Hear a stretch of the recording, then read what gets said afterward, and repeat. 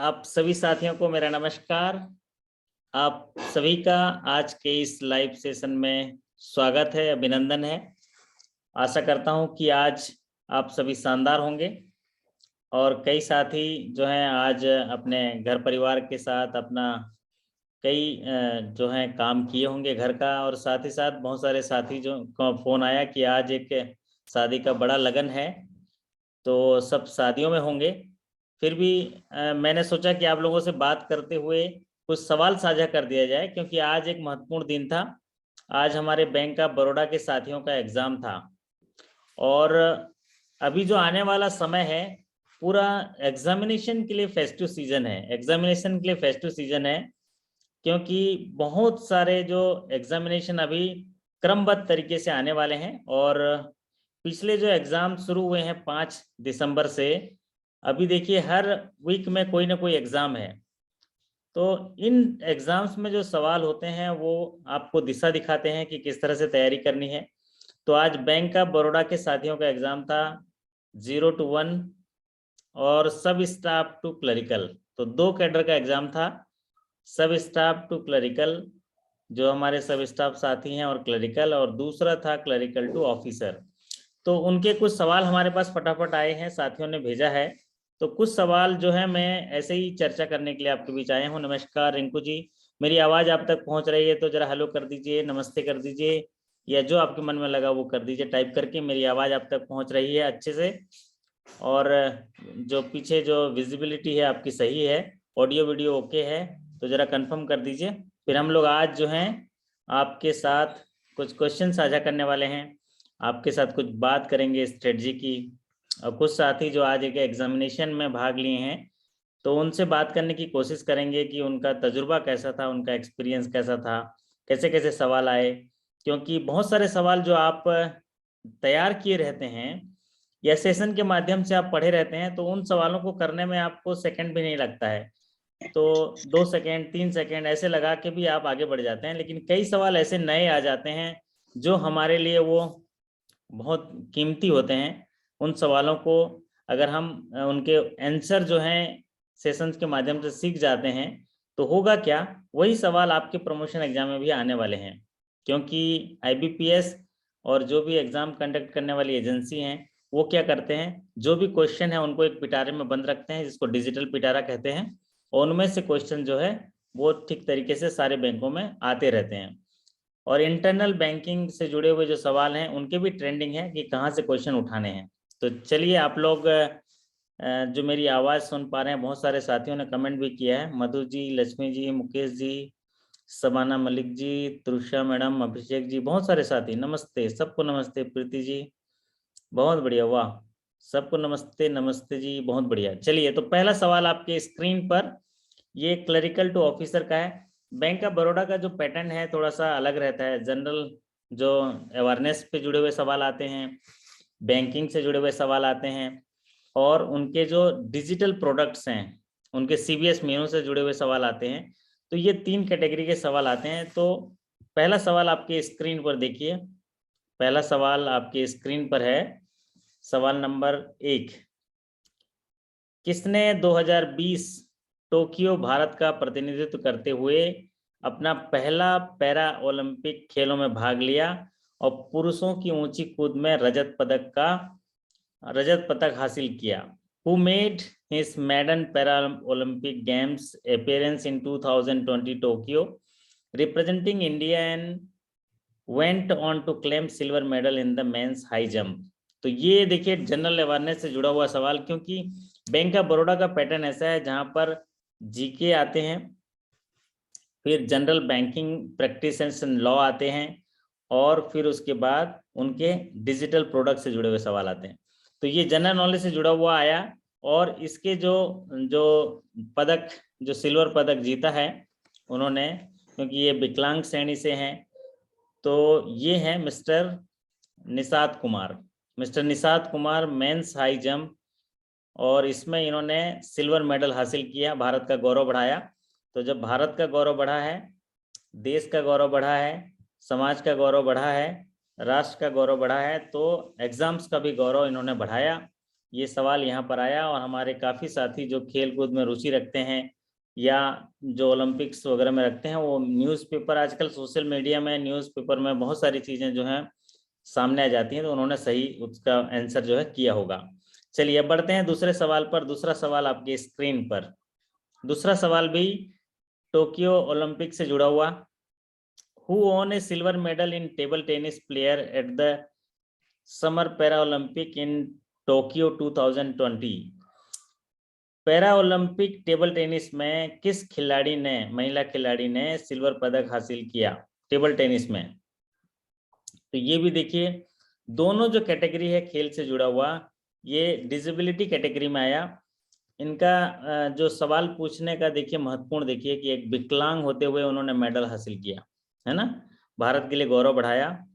तो यहाँ पर है भवीना पटेल, इनका सही उत्तर है भवीना पटेल, जिन्हें टेबल टेनिस में सिल्वर पदक हासिल किया, देश का गौरव बढ़ाया। तो आप देखिए डिसेबिलिटी होने के बाद भी इन्होंने ये पदक हासिल किया, इसलिए इनके इससे जुड़े हुए सवाल पूछे गए। तो ये जनरल नॉलेज से जुड़े हुए सवाल पूछे गए, दोनों सवाल खेल कूद से संबंधित हैं। तो जिन साथियों का रुचि खेल कूद में है वो तो बड़ी आसानी से कर लेते होंगे, और या नहीं तो पिछले 7 या 8 महीने के अगर हम लोग महीने भर के करंट अफेयर्स देख लेते हैं न्यूज़पेपर वगैरह से, या छोटे छोटे नोट्स हैं वो कहाँ से देखने हैं वो भी मैं बता दूंगा आपको। लेकिन ये सभी बैंकों में ऐसे सवाल नहीं आते हैं, हायर स्केल में जरूर आते हैं, 10 सवाल आते हैं, लेकिन कई सारे बैंकों में ऐसे जनरल नॉलेज के सवाल नहीं आते, करंट अफेयर्स के, बैंकिंग से जुड़े हुए सवाल आते हैं, लेकिन ये स्पेसिफिकली बैंक ऑफ बड़ौदा का है, यहाँ पर ये सवाल आते हैं। चलिए अगला सवाल आपके स्क्रीन पर, और ये सवाल तो सभी बैंकों में आ सकते हैं। Ananda mobile app is launched by which agency? Ananda जो मोबाइल ऐप है वो किसके द्वारा लॉन्च किया गया है? ये तो आप सभी जानते होंगे क्योंकि पिछले जो बार सेशन में हमने इसको बताया था। तो जरा कमेंट करके बताइए, आनंदा जो है मोबाइल ऐप, ये किसके द्वारा लॉन्च किया गया? तो जी हाँ, हमारे साथी नरेंद्र कुमार जी ये सही बता रहे हैं, आनंद तिवारी जी बहुत बढ़िया। ये सवाल जो है अभी ट्रेंडिंग में है आनंदा, और अभी आने वाले प्रमोशन एग्जाम में ये सवाल आएंगे। तो आनंदा जो मोबाइल ऐप है वो देश के सबसे बड़े बीमा कंपनी जो है वो LIC द्वारा लॉन्च किया गया, ताकि उनके जो एजेंट्स हैं उनके लिए एक डिजिटल ऐप जो है उनको प्रदान किया जाए, और उस डिजिटल ऐप का नाम रखा है आनंदा आत्मनिर्भर agent new business digital application. तो एक ऐसा एप्लीकेशन उन्होंने लॉन्च किया जिसमें एजेंट के लिए ये बहुत सारी सर्विसेज, जो LIC की सेवाएं विस्तारित करने के लिए बहुत सारी सुविधाएं हैं। तो इसका फुल फॉर्म है आत्मनिर्भर एजेंट। देखिए भारत के लिए जो कोविड-19 के बाद जो रिलीफ पैकेज लाए गए, आत्मनिर्भर पैकेज, आत्मनिर्भर से जुड़ी हुई कितनी सारी योजनाएं लाई गई, ये सभी इनमें से एक LIC ने जो एजेंट्स हैं उनको आत्मनिर्भर बनाने के लिए उनमें एक डिजिटल एप्लीकेशन लॉन्च किया जिसको बोलते हैं आनंदा आत्मनिर्भर agent new business digital application. तो ये आने वाले प्रमोशन एग्जाम में फुल फॉर्म के तौर पे भी पूछा जा सकता है, जैसे अभी इसमें पूछा गया है कि इस ऐप को जो है किसने लॉन्च किया, और ये लॉन्च किया LIC ने। और ये किसके लिए किया? जो LIC के एजेंट हैं वो, ताकि इसमें वो जो LIC की सेवाएं हैं उसमें उसको विस्तारित कर सकें डिजिटल ऐप के माध्यम से। कोविड-19 ने बहुत सारे रिस्ट्रिक्शन करी फिजिकली जाने के लिए, तो इसमें वीडियो KYC और सारी एप्लीकेशन ऐप के माध्यम से एजेंट से जो संपर्क करना, ये तमाम चीज़ें इसमें हैं। तो ये आपको याद रखना है, आनंदा आत्मनिर्भर agent new business digital application. तो इसको फिर से रिपीट कर देते हैं ताकि आपको याद आ जाए, आत्मनिर्भर agent new business digital application. तो फुल फॉर्म भी आने वाला है, डैम श्योर देख लीजिएगा, और LIC तो आपको याद हो ही गया होगा। बढ़ते हैं अगले सवाल पर। अगला सवाल, वाह शानदार। हाँ जी तुषा मैडम कैसे हैं गुजरात में? बढ़िया है ना, फर्स्ट क्लास। देखिए ये आ गया सामने आपके स्क्रीन पर सवाल number 4, India's first electric vehicle friendly highway. वाह ये भी सवाल देखिए, इंडिया का पहला इलेक्ट्रिक व्हीकल फ्रेंडली हाईवे कहाँ बना है? हाँ जी, तो ये आप लोग जरा टाइप करके बता दीजिए कहाँ बना है भाई। है ना, देश दुनिया की खबर रखने वाले मेरे साथी, मेरे होनहार साथी, जरा टाइप करके बता दीजिए कि इंडिया का पहला इलेक्ट्रिक व्हीकल हाईवे कहाँ पर लॉन्च किया गया, स्टार्ट किया गया। और ये जो घटनाएं अभी जो हुई हैं, जो लॉन्च किए गए हैं, जो नई योजनाएं परिचालित की गई हैं, शुरुआत की गई हैं, उनसे जुड़े हुए सवाल जो है पूछे जाते हैं। तो आने वाला समय जो है बदलते परिवेश में टेक्नोलॉजी से है, इलेक्ट्रिक व्हीकल को सरकार जो है जोर दे रही है ताकि पर्यावरण प्रदूषण को बढ़ाया जा सके, खर्च को कम किया जा सके। तो ये जो है, ये पहला जो हाईवे इंडिया का फर्स्ट जो उन्होंने स्टार्ट किया है वो है दिल्ली चंडीगढ़ हाईवे। कौन सा? दिल्ली चंडीगढ़ हाईवे। तो ये सही है, दिल्ली चंडीगढ़ हाईवे है। इसकी शुरुआत की गई मेरे ख्याल से अगस्त 2021 या थोड़ा डेट देख लीजिएगा, डेट कंफर्म नहीं है। तो ये फर्स्ट इलेक्ट्रिक फ्रेंडली हाईवे, इसका मतलब क्या होता है, उस रोड में बहुत सारे जगह जो इलेक्ट्रिक व्हीकल है उनको चार्जिंग पॉइंट होंगे और उनको उस सफ़र में जाने के लिए कोई दिक्कत ना हो, इसलिए तमाम सुविधाओं का उनका बंदोबस्त होगा और उनको जो है सहयोग मिलेगा। उन ऐसे इलेक्ट्रिक व्हीकलों को बढ़ावा देने के लिए ये रोड बनाया गया ताकि उस रोड से गुजरने वाले इलेक्ट्रिक व्हीकल, उनको जो ज़रूरतें हैं उनके लिए संसाधन बनाए गए होंगे। अब बढ़ते हैं अगले सवाल पर। अगला सवाल आपकी स्क्रीन पर देखिए। फाइनेंशियल टाइम्स के प्रकाशन द बैंकर ने अपने 2021 में किस बैंक को डिजिटल बैंकिंग में मोस्ट इनोवेटिव के लिए वैश्विक विजेता के रूप में सम्मानित किया? है ना, कितनी बड़ी बात ये जानने के लिए। मोस्ट इनोवेटिव डिजिटल बैंकिंग, जो अभी हम लोग cashless economy, digital India, digital banking, है ना, ये तमाम चीजें जो अभी क्रांति आई है, डिजिटल क्रांति, तो इसमें एक प्रतिस्पर्धा है और बैंकें या तमाम जो एजेंसीज हैं नए नए टेक्नोलॉजी के माध्यम से जो है बैंकिंग सेवाएं प्रदान कर रहे हैं। तो which bank has been honoured as the global winner for the most innovative in digital banking by Financial Times publication the Banker in its 2021। तो जो the Banker Financial Times publication है उसने 2021 में किस बैंक को मोस्ट इनोवेटिव बैंक डिक्लेयर किया digital banking में? और हमारे तमाम साथी जो हैं, Monu Goyal ji, second one is our Bank of Baroda. वाह, बहुत बढ़िया। ये क्या लिखते हैं यहाँ पर, जो डिजिटल जो पूरे वैश्विक विजेता के रूप में सम्मानित किया है, ग्लोबल के रूप में, और उस बैंक का नाम है डीबीएस। उस बैंक का नाम क्या है? DBS, Development Bank of Singapore Limited. तो DBS Development Bank of Singapore Limited, जिसको द बैंकर ने most innovative digital banking award 2021 के रूप में सम्मानित किया। तो ये उसका उत्तर है, development Bank of Singapore limited. इसीलिए जो इनोवेटिव बैंक के लिए, इसलिए भारत सरकार ने इसको भी इंडिया में बैंकिंग करने के लिए अनुमति भी प्रदान करी हुई। आपने देखा होगा, जो डेवलपमेंट बैंक ऑफ सिंगापुर को ना भारत में बिजनेस करने के लिए भारत सरकार ने उसको अनुमति भी दी है। चलिए अब बढ़ते हैं अगले सवाल पर। अगला सवाल आपके स्क्रीन पर, अगला सवाल देखिए आपके स्क्रीन पर है, what is the benefit of registration in e Shram government portal for worker of unorganised sector?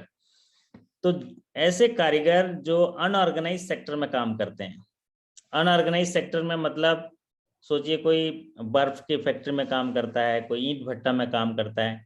Unorganised sector में काम करने वाले जो कामगार हैं उनके लिए गवर्नमेंट ने एक पोर्टल बनाया है जिसमें उनको रजिस्ट्रेशन करना होता है। अगर वो वर्कर रजिस्ट्रेशन करते हैं तो उनको कुछ बेनिफिट दिया जाता है। तो वो पोर्टल है ई श्रम।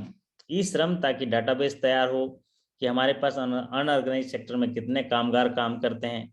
एक नेशनल डाटाबेस है अनऑर्गेनाइज्ड सेक्टर में काम करने वाले वर्कर के लिए, ताकि उनके जो श्रम है उनकी जय करने के लिए, उनका देखभाल करने के लिए सरकार जो पॉलिसी बनाती है तो उसमें कुछ बेनिफिट्स दिए गए हैं। और ये ई श्रम पोर्टल जो है, इसमें रजिस्ट्रेशन करने के लिए उनको जो है 12 डिजिट का नंबर दिया जाता है। और इसमें जो बेनिफिट है उसमें ये है कि जो कामगार हैं उनको जो है 2 लाख रुपए का इंश्योरेंस मिलता है, दुर्घटना बीमा।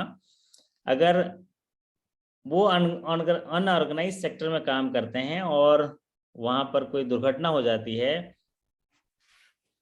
तो दुर्घटना की स्थिति में उनको जो डेथ क्लेम है वो 2 लाख रुपए का होगा। साथ ही साथ अगर उन पार्शियली डिजेबल हो जाते हैं तो 1 लाख, परमानेंट डिजेबल हो जाते हैं 2 लाख। पार्शियली डिजेबल का मतलब होता है एक हाथ कट गया तो पार्शियली डिजेबल, एक आंख चला गया तो पार्शियली डिजेबल, एक पैर कट गया तो पार्शियली डिजेबल।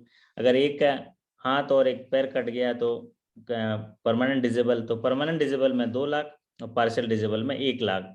और ये जो 2 लाख का इंश्योरेंस दिया जाता है ये है प्रधानमंत्री सुरक्षा बीमा योजना के कवरेज के तहत भी दिया जाता है। अब इसमें ये जो प्रीमियम है ये गवर्नमेंट पे करती है ई श्रम जो है पोर्टल में डाटाबेस के आधार पर।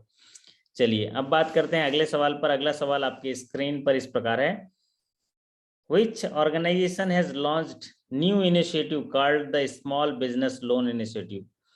कौन सी संस्था ने हाल ही में अगस्त 2021 में ही हाल ही में कौन सा जो ऑर्गेनाइजेशन है उसने small business loan new initiative, नए जो लोन इनिशिएटिव की शुरुआत की है, जो ऐसे लोग हैं जिनको छोटे लघु जो कारोबार हैं उनको लोन देने के लिए एक कोलैबोरेशन किया, ऐसी कौन सी संस्था है ये पूछा गया है।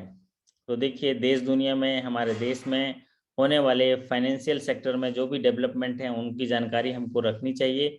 और आप सोचिए बाउंसर एंड बाउंसर, तो अमित जी चिंता न करें, ये बैंक ऑफ बड़ौदा के लिए है, जनरल नॉलेज के लिए, तो आप जरूर बाउंसर हो गया, लेकिन अगली बार ये सवाल आएगा तो कैसे होगा बताइए, चौका पड़ेगा कि नहीं? अमित जी एग्री करते हैं तो थम्स अप कर दीजिए। अभी तो बाउंसर निकल गया है ना, ये सवाल हम पढ़ते ही बाउंसर निकल गया, लेकिन आपके एग्जाम में आया ये गेंद तो आप तो सिक्सर कर दोगे भाई, हैं? टाइप करके बता दीजिए क्या मारोगे, सिक्सर मारोगे कि 4 मारोगे, बता दो। अगर यही सवाल आपके एग्जामिनेशन में आ गया तो कौन सा शॉट मारोगे अमित सिंह जी, बता दीजिए। वाह, ये हुई ना बात। तो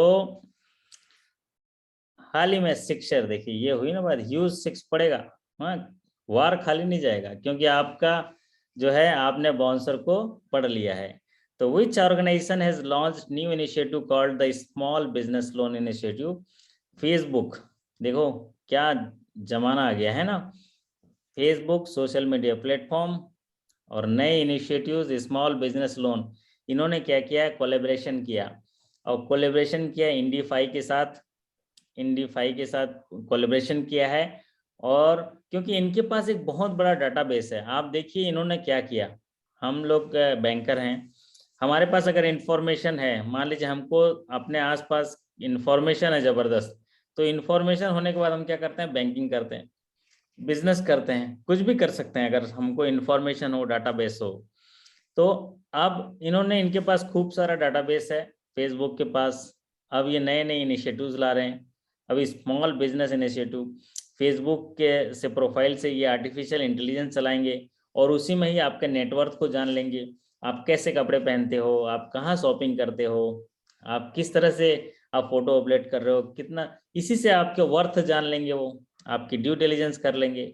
और ड्यू डिलिजेंस करने के बाद आपको आपको जो है वो टारगेट करेंगे, टारगेट कस्टमर करेंगे, और स्मॉल बिजनेस इनिशिएटिव के तहत वो ये नया इनिशिएटिव किया इंडीफाई के साथ टाई अप करके, कोलैबोरेशन करके, वो है फेसबुक। चलिए बढ़ते हैं अगले सवाल की ओर। अगला सवाल आपके स्क्रीन पर इस प्रकार है, एक यूएस बेस्ड कंपनी है ओमियम इंटरनेशनल, उसने भारत में पहला green hydrogen electrolyser manufacturing unit start किया, और कहाँ किया है, फटाफट टाइप करके बता दीजिए कहाँ पर किया है। US based Ohmium international company has started India's first green hydrogen electrolyser manufacturing unit at, अब ये देखिए कि जो रिन्यूएबल एनर्जी पे बहुत सारे काम हो रहे हैं, आप प्रायोरिटी सेक्टर में एक हिस्सा देखे होंगे जहाँ पर रिन्यूएबल एनर्जी की बात होती है, तो जो ट्रेडिशनल एनर्जी से जुड़ के जो अलग एनर्जी होती हैं उनको रिन्यूएबल एनर्जी के तहत बहुत सारे प्रोजेक्ट चल रहे हैं।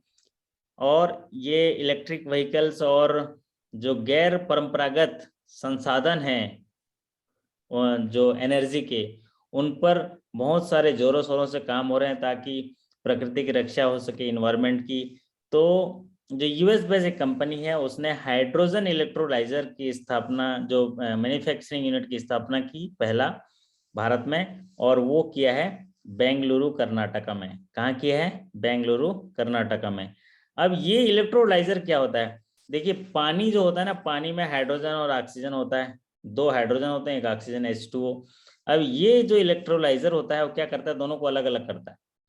पानी में से हाइड्रोजन अलग कर देगा, ऑक्सीजन अलग कर देगा, और ये हाइड्रोजन को एक जगह ले जाएगा। और ये देखिए टंकियां रखी हैं, हाइड्रोजन भरी हुई है। क्या जमाना आ गया है! देखो पानी हम लोग पानी मिला मिला के पीते हैं, है ना, किसी चीज में भी। और यहाँ पर क्या हो रहा है? पानी से हाइड्रोजन अलग कर दो, ऑक्सीजन अलग कर दो, अब पता नहीं क्या क्या करो। अब बाकी डिटेल आप देख लीजिएगा जाके कि इसमें क्या क्या इसके उपयोगिताएं हैं। तो ये एक मैन्युफैक्चरिंग यूनिट है जो हाइड्रोजन इलेक्ट्रोलाइजर की स्थापना की बेंगलुरु कर्नाटका में। चलिए बढ़ते हैं अगले सवाल की, और अगला सवाल आपके स्क्रीन पर इस प्रकार है। Which ministry began the Sujalam A 100 days campaign?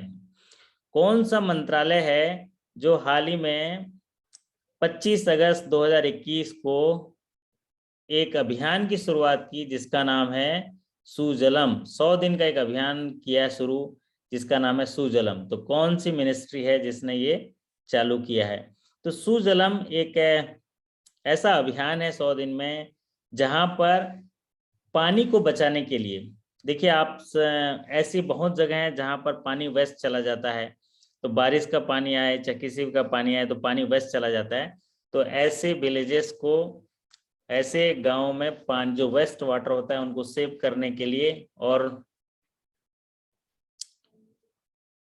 जो गांव को ओडीएफ जो है ना, ओपन डेफिशन फ्री बनाने के लिए, वो सेव वाटर करने के लिए, उनको रिस्टोर करने के लिए, उनको यूज फिर करने के लिए ऐसी जगहों में एक अभियान चलाया जिसको बोलते हैं सुजलम। और इसकी शुरुआत करी है कौन शुरुआत किया है?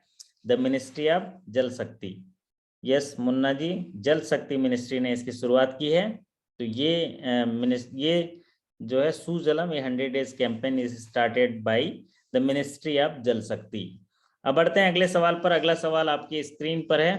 अभी जो है ईज गाइडलाइन का जो बहुत ही ज्यादा उसमें कंपटीशन है।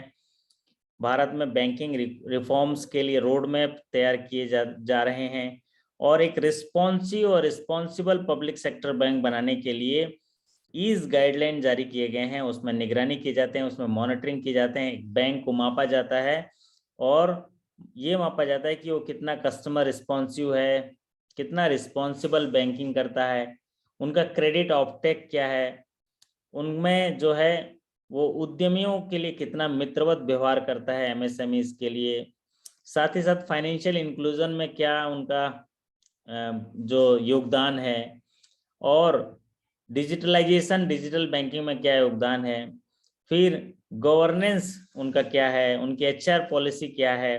तो ये तमाम चीजों के लिए भारत में जो बैंकिंग है उसको पारदर्शी बनाने के लिए और उनको सशक्त बनाने के लिए, उनको सस्टेनेबल बैंकिंग की दिशा में ले जाने के लिए enhance access and service excellence बनाया गया, जिसको ईज गाइडलाइन, और उसमें समय समय पर परिवर्तन किया गया।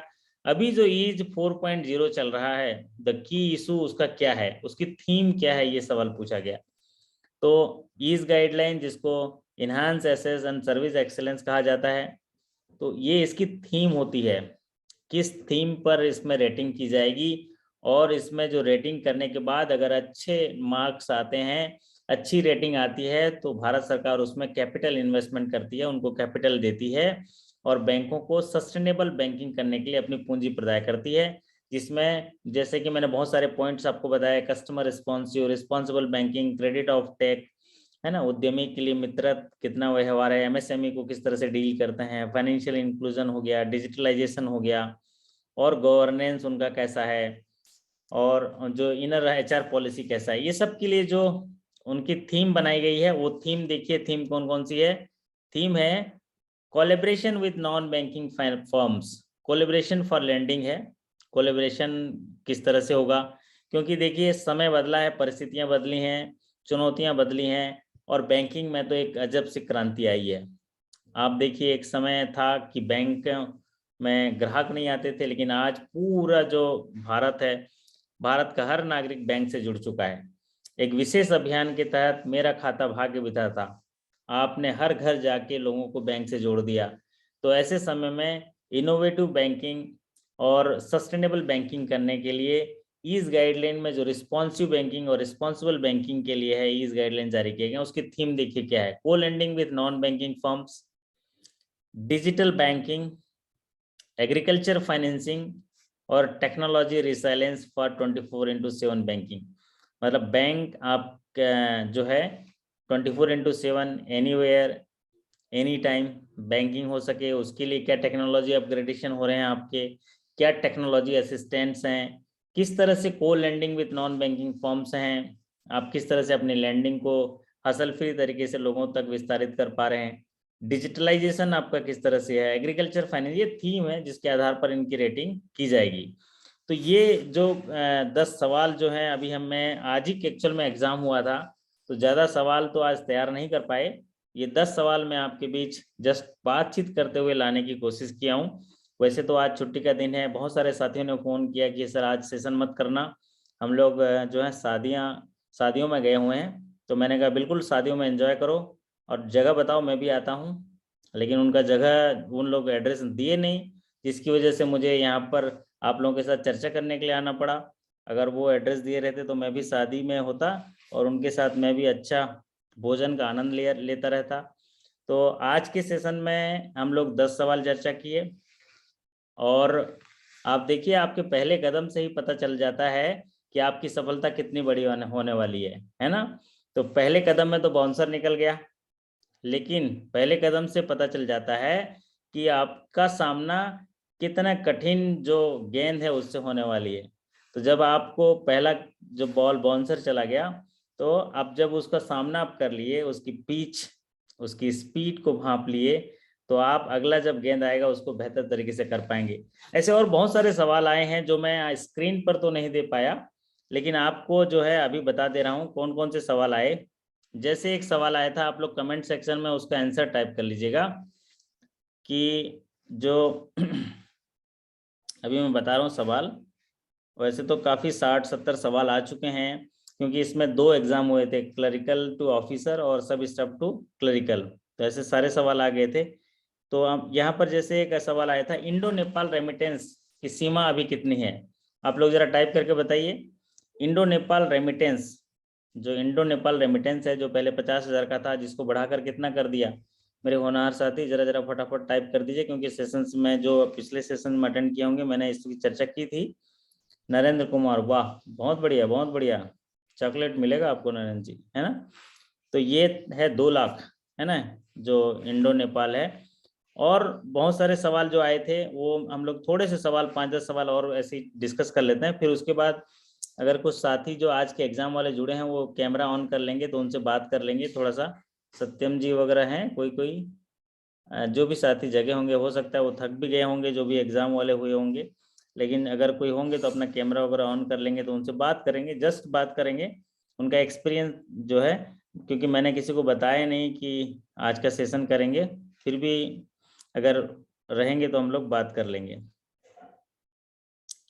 चलिए, एक सवाल और आया था आपका, ये जो है कि जो एजुकेशन लोन में जो इकोनॉमिक वीकर सेक्शन है, सॉरी हाँ, इकोनॉमिक जो बैकवर्ड क्लास हैं, इकोनॉमिक बैकवर्ड क्लास हैं, उनमें जो इंटरेस्ट सब्सिडी दी जाती है मोरेटोरियम पीरियड का, उसके लिए उनके पेरेंटल इनकम जो है कितना उसकी सीलिंग है, ये सवाल पूछा गया था। तो doctor Ambedkar interest subsidy scheme के तहत जो ईबीसी है, ईबीसी के लिए कितने रुपए जो है उसकी इनकम है, फैमिली इनकम कितनी है, वो है इंटरेस्ट सब्सिडी पाने के लिए क्या होता है। जो भी डॉक्टर अंबेडकर स्कीम की बात हो रही है यहाँ पर, तो डॉक्टर अंबेडकर स्कीम में ईबीसी जो कैटेगरी के हैं, एक तो होता है अदर बैकवर्ड क्लास और एक है इकोनॉमिकली बैकवर्ड क्लास। तो उनके लिए जो फैमिली इनकम है वो है 8 लाख। बहुत बढ़िया अमरनाथ जी, अखिलेश जी, 8 लाख वो है इसका सही उत्तर। और दूसरा जो आया था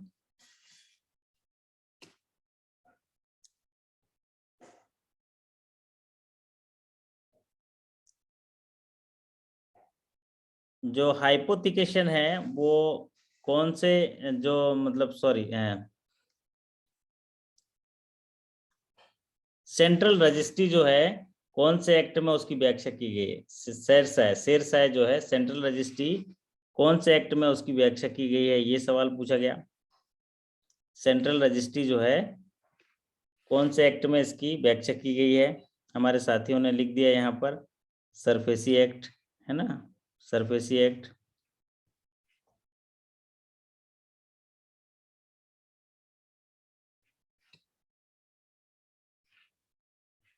और बाकी बहुत सारे मीनू के सवाल पूछे गए थे और पूछा गया एक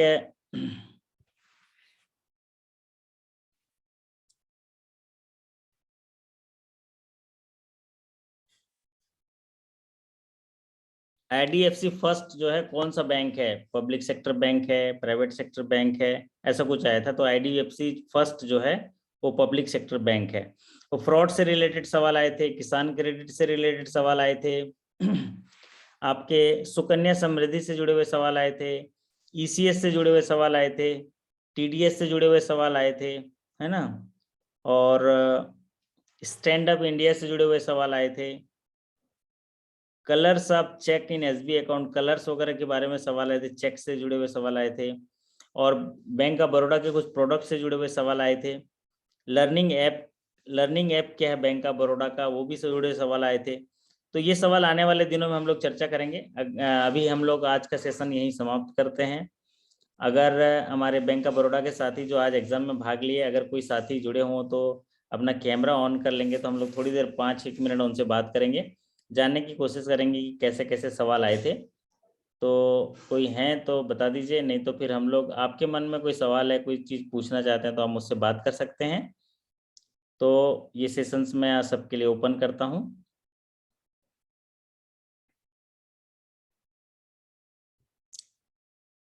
वाह,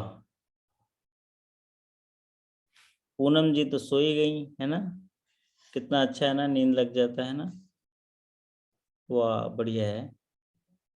रोशन जी जगह हैं, पुरुषा मैडम भी जगी हैं, राजकुमार जी, सतीश कुमार जी, वाह सब जगह हैं, सब एकदम ठंडी लग रही है एकदम। चलिए, तो क्या इरादा है भाई?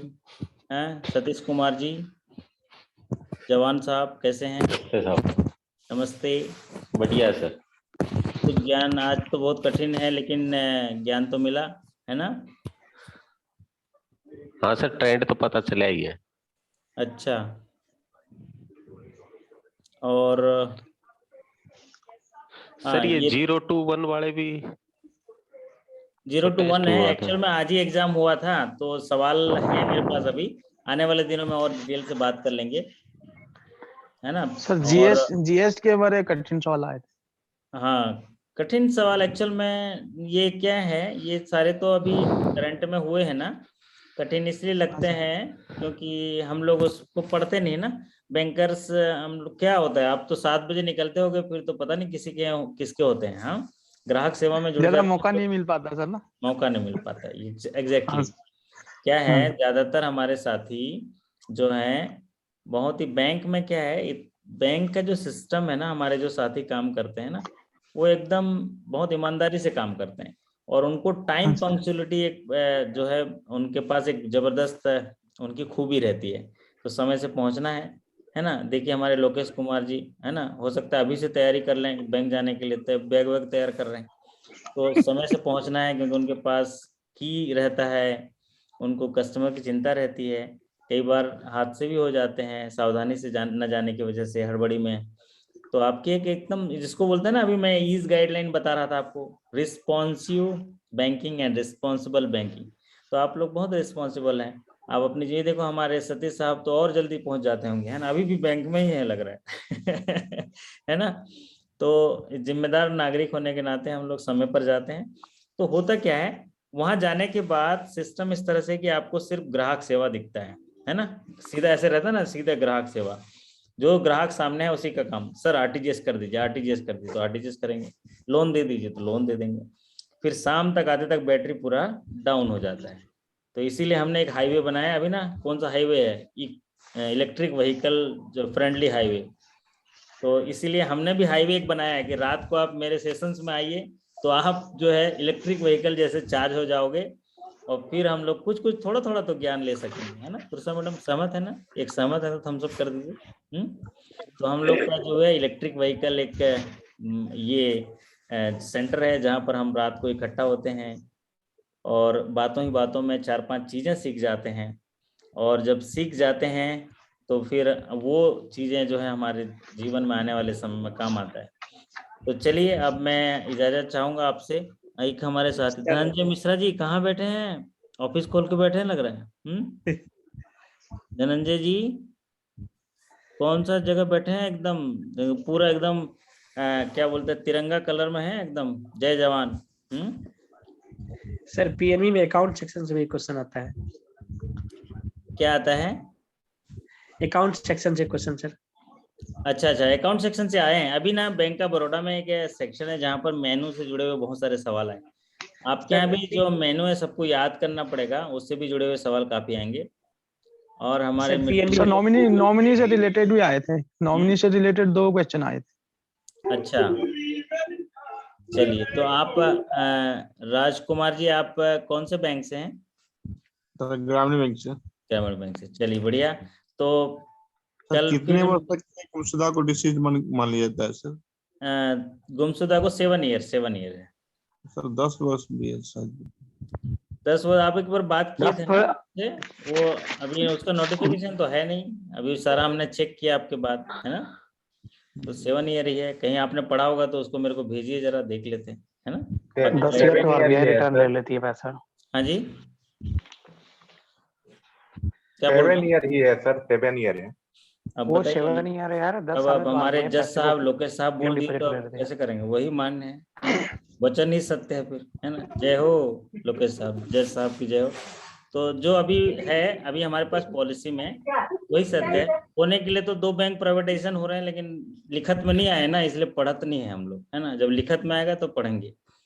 तो 7 साल लगा। क्वेश्चन आया था आज, आया था आज के उसमें। हाँ, मोड ऑफ ऑपरेशन जो है फॉर्मर और सर्वाइवर है कस्टमर का, उसमें सर नॉमिनी में फॉर्मर और सर्वाइवर में साइन कौन करेगा? फॉर्मर करेगा या सर्वाइवर और फॉर्मर दोनों करेंगे? ये ऐसा है दोनों। देखिए नॉमिनी डालने के समय तो दोनों साइन लगेंगे ना, फॉर्मर सर्वाइवर दोनों साइन करेंगे। दोनों के साइन लगेंगे। क्या होता है, आप एक फंडा समझिए, डालने में भी और हटाने में भी। हाँ ये है, देखो हमारे राजकुमार जी कितना अच्छा बता दिए। और चेंज करना भी किसी भी। हाँ बताइए बता दीजिए क्या है। जब भी नॉमिनी का रोल डालने में भी, अगर ज्वाइंट अकाउंट है तो उसमें नॉमिनी ऐड करने के लिए भी दोनों का दस्तखत लगेंगे, साइन लगेंगे, कंसेंट लगेगा। और उसमें अगर नॉमिनी जो भी करना है, रिलीज करना है, हटाना है, उसके लिए भी दोनों का सिग्नेचर लगेगा। नॉमिनी का रोल ये होता है कि जब दोनों की जो डेथ जो है एक साथ हो जाती है तो पैसा नॉमिनी को दे दिया जाता है। अगर किसी एक की डेथ होती है तो नॉमिनी का रोल खत्म हो जाता है, क्योंकि कॉन्ट्रैक्ट जो है खत्म हो गया। तो नॉमिनी का जो रोल है समझ लीजिए, दोनों की एक साथ डेथ हो जाती है तब होगा। और नॉमिनी को एडिशन करने के लिए या उसको जो ऐड करने के लिए दोनों के सिग्नेचर चाहिए, चाहे फॉर्मर सर्वाइवर हो, चाहे अदर सर्वाइवर हो, चाहे जॉइंट।